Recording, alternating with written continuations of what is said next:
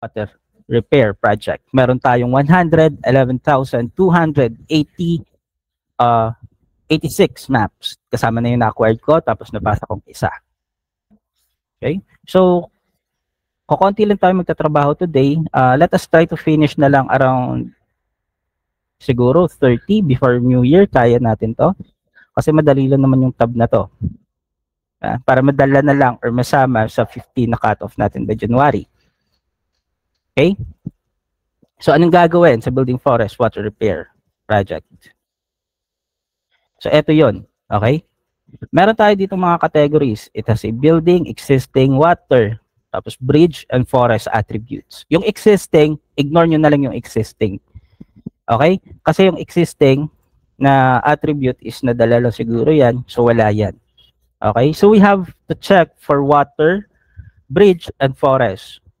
So, first of all, yung water po natin, marami kaming nakikita sa previous tabs natin, na yung mga swimming pools is nalilabel nila as water.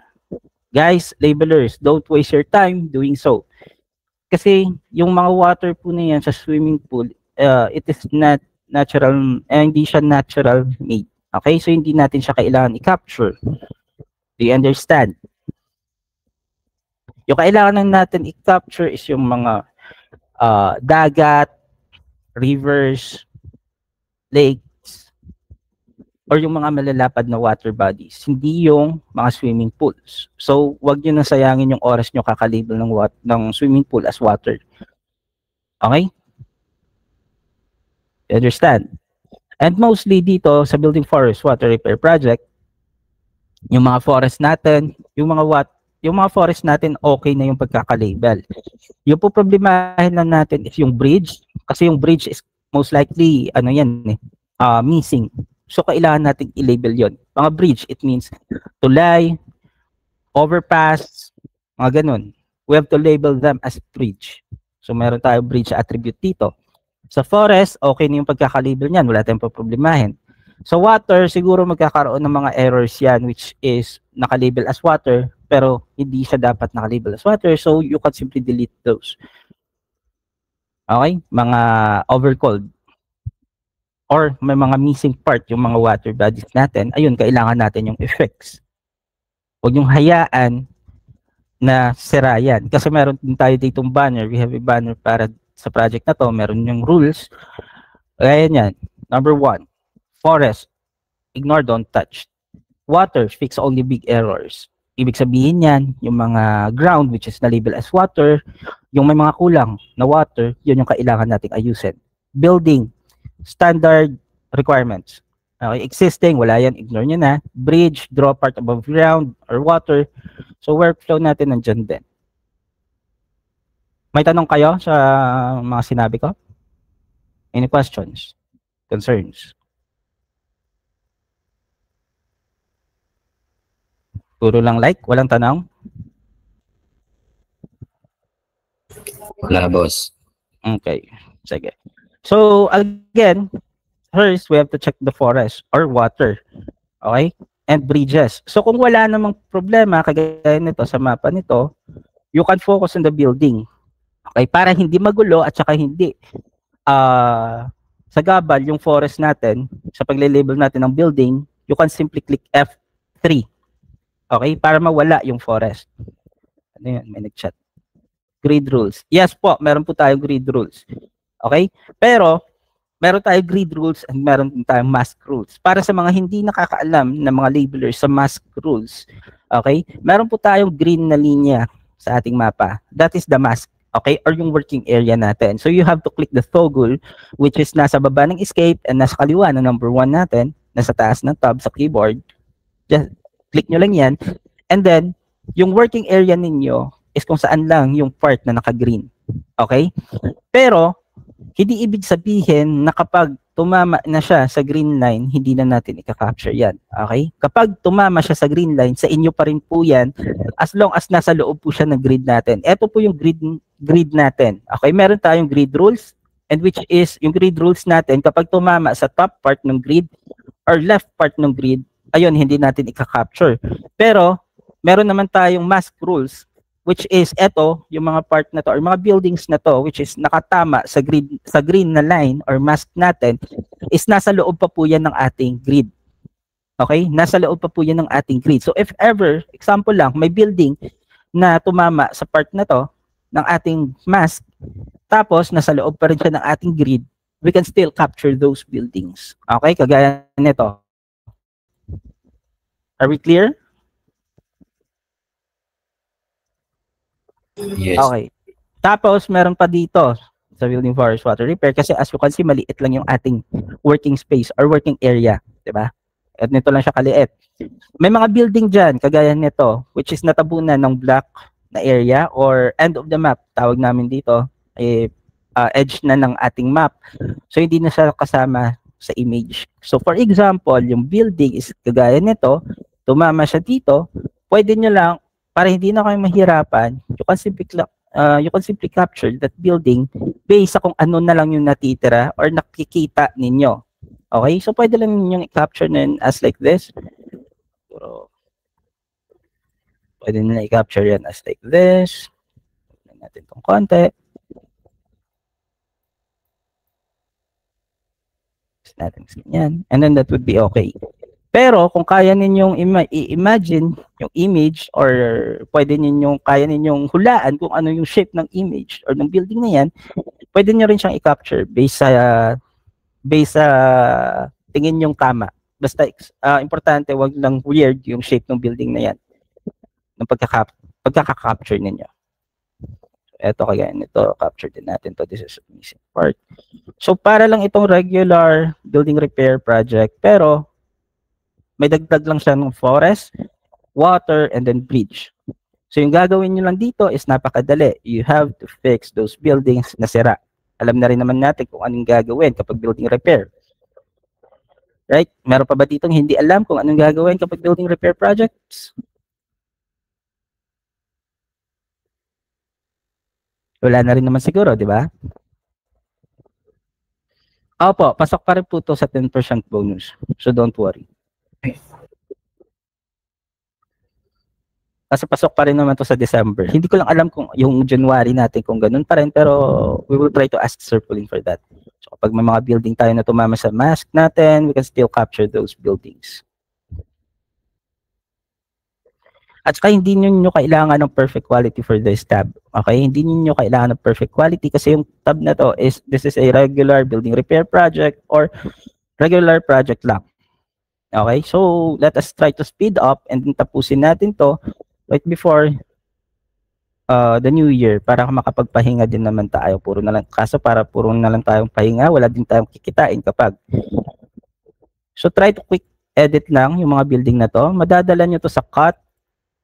Gaya yan, like 3D, or you can use repair tool, which is letter Z or letter X.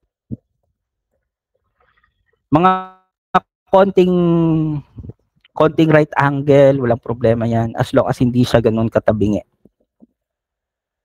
Yun yung gagawin natin, napakadali.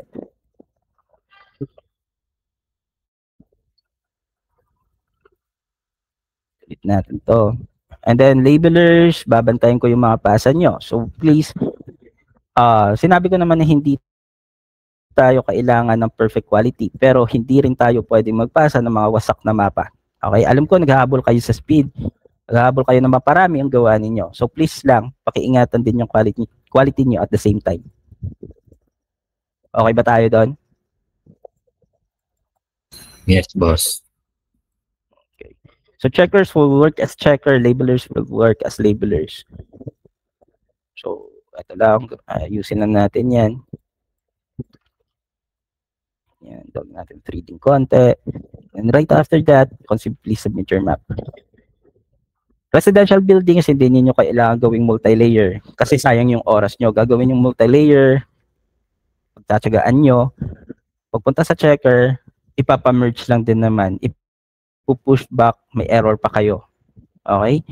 Tapos, meron din tayo dito mga blank maps. So, kagaya nito. This is a blank map. So, yung gagawin na natin for the blank maps is check kung may mga error din. Kagaya nito. Sa block part, usually, meron yung water na naka-label. So, if that's the case, dahil wala din namang tubig dyan, you can or you must delete those waters. Okay? Delete nyo yung mga tubig na nandyan sa black part. So, hindi na kailangan yan. Forest, we can ignore that. Submit. Ganun lang kadali. Gaya nito. Okay, this one, may water siya. Okay, as you can see. So, tubig, tapos, wala naman tubig sa part na to. So, delete natin to. Eto, meron diyang maliit na parang river. So, hayaan lang natin yan na naka-water. Okay lang yan. Tapos, as you can see, may missing forest. You can ignore the forest. Pero pag ganito naman, guys, please. Pag ganito naman, na may missing forest tayo, try to label that forest.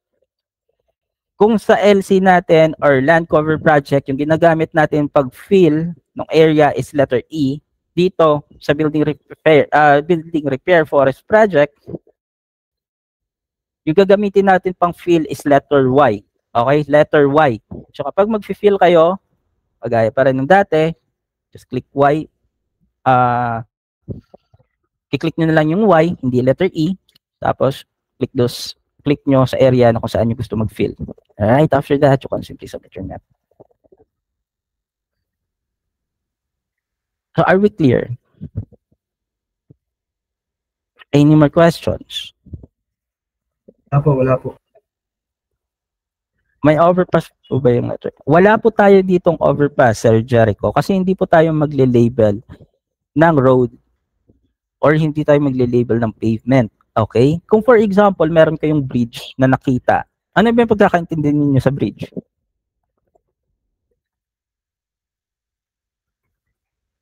Tulay. Tulay. Yeah?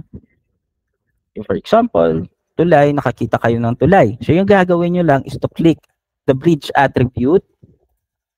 Tapos, i-label siya kung saan siya nag-start, mag-elevate, at saka kung saan siya start, nag-decline.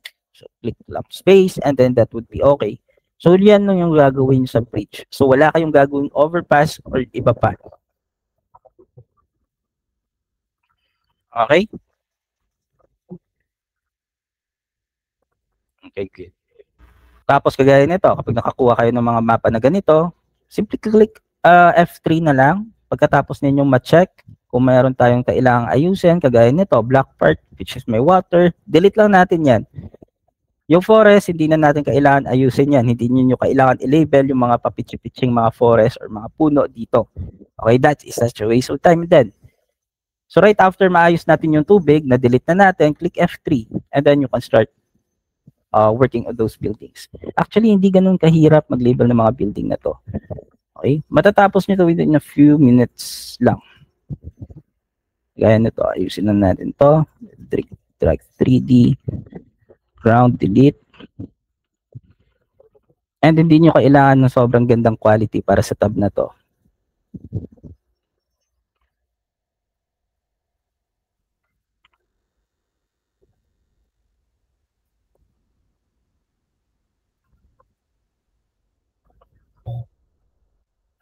This is a residential building, so wag ninyong imumultay. And as you can see, lahat ng bahay dito naka 3D. So if ever nakakita kayo ng bahay na walang wall, please guys, tanggalin niyo yung 3D ng bahay na yon. Ganyan, okay na yan. Ito, group lang natin. This one, this is a big building as well. Merge natin to. Capture natin to. Group. Ito, separate to or ibang building to. So, hindi na natin kailangan i-group yan kasama ng building na to.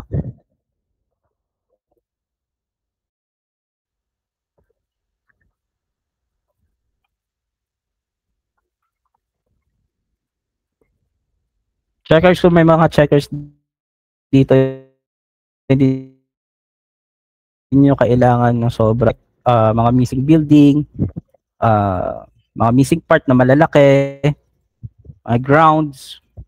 Sa water naman, grounds din, check nyo. Mga big use cases, please guys, don't comment na for those errors. Kasi hindi nyo rin naman nakikita yan. Kahit kayo, kung labeler kayo, magkakaroon din kayo ng problema sa mga ganyan. So please ignore nyo na lang mga ambiguous cases.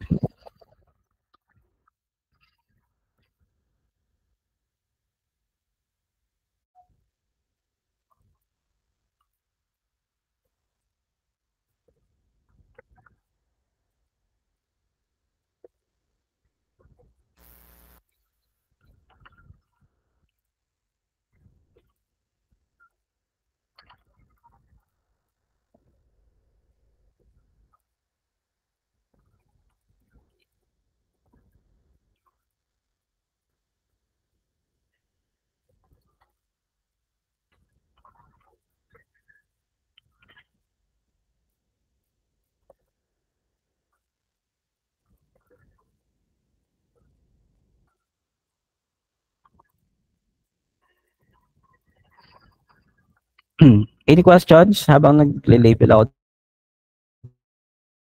dito? May mga tanong kayo?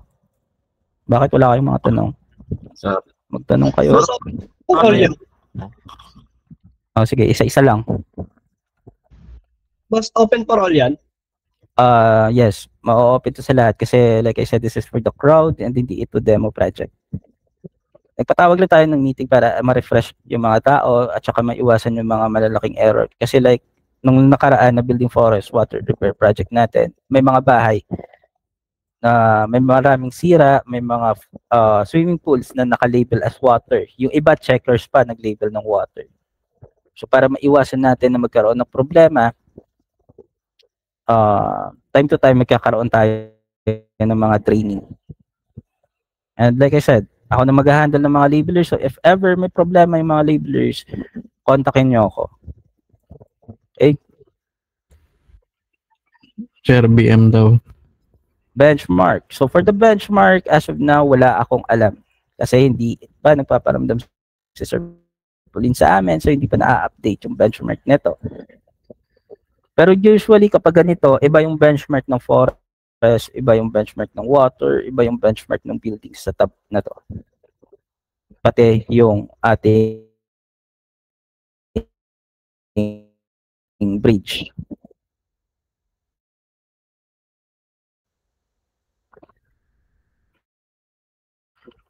Hello, sir. Yo. Yung kanina, Yes. ano, sir, yung may para residential. Parang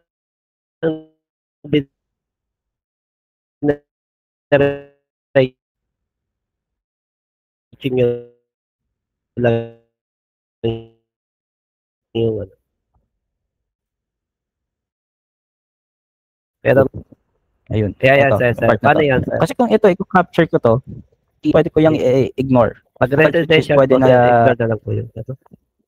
So pwede natin Yun lang i-capture yun. Walang Kaya, sir, problema. Hindi naman na siguro kailangan yun. Kasi Sir, siguro, sir, yung ano, yung pinakamataas na roof na lang ang ano. hindi rin pwede. Kasi may mga bahay which is, may mga extension na gano'n na kailangan i-capture. Kagaya for example nito, kailangan natin i-capture yan. Hindi naman siya ganun kalalim. Yung mga ganito, eto napakalalim na to. Hindi na rin naman natin pwedeng gawing multi-layer yung bahay at saka hindi rin natin pwede i-capture yan as ganyan. So yan, pwede Yun nga, natin sir. i-ignore. Okay? Yes, sir. Yun pala yun. Ay, salamat, sir.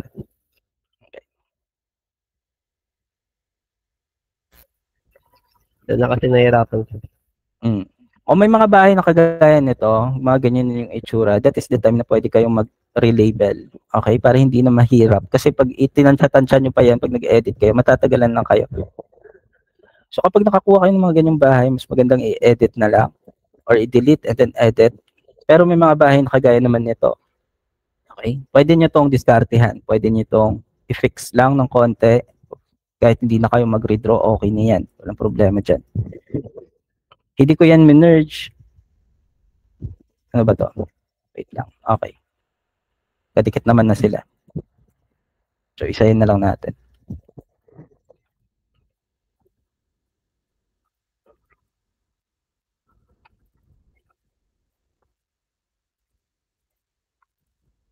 Ground. Make sure to delete those grounds. Sir, sa checker side, ilang minimum comments pwede? For the checker side, minimum pa rin tayo siguro 10.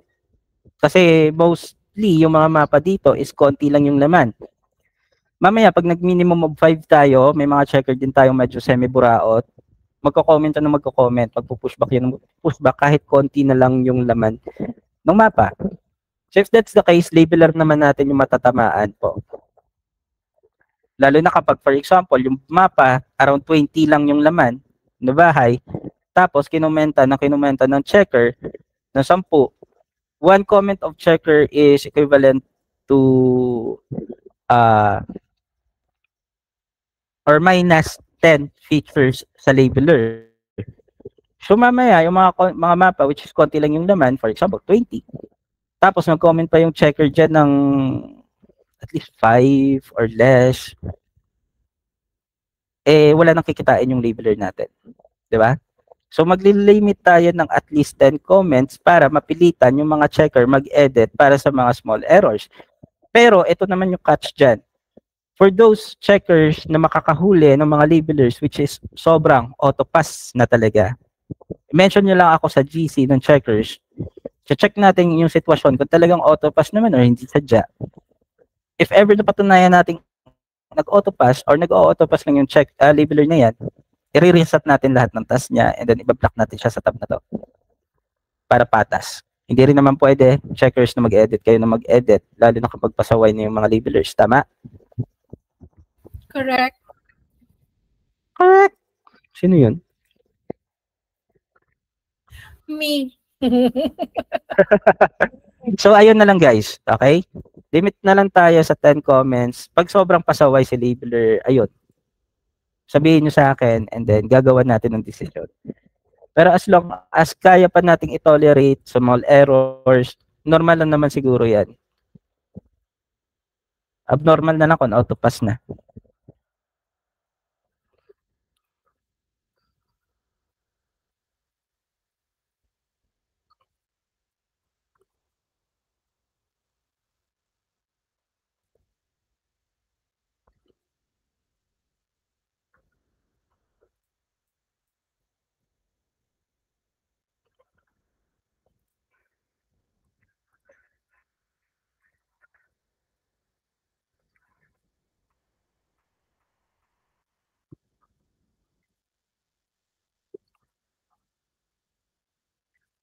Wait lang. Residential ka ba? Tingin ko hindi na. Balik kita doon. Merge group kita.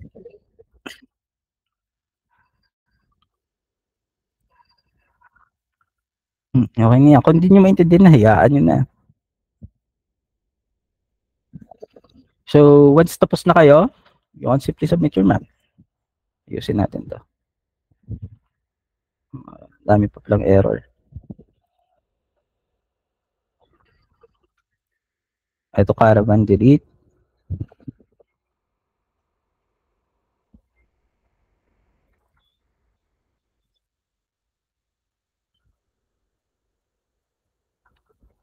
Make sure to merge those buildings na nakakat, guys, ha. Huwag ninyong hayaang hindi siya naka-merge. Lalo na pag residential building. So right after we're done, click Control T. Kung walang error, submit na natin. And then, change na sa kabilang. Ay, hindi ko na check yung duration. So around 12 minutes, natapos ko na yung isang mapa na to, which has a total of, natin, 163 features. So hindi naman ganun kadali, hirap pala, sorry. So hindi naman ganun kahirap yung tab natin. So let us try to speed up. Okay?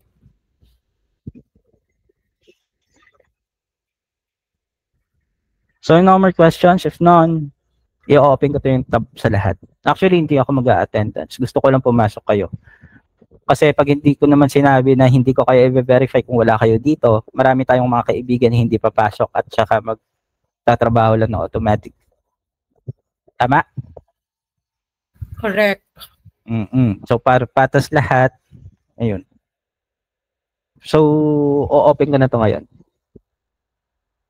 So, bye for now. Puro ka G, Romer. Kanina ka pa. Bablock kaya kita.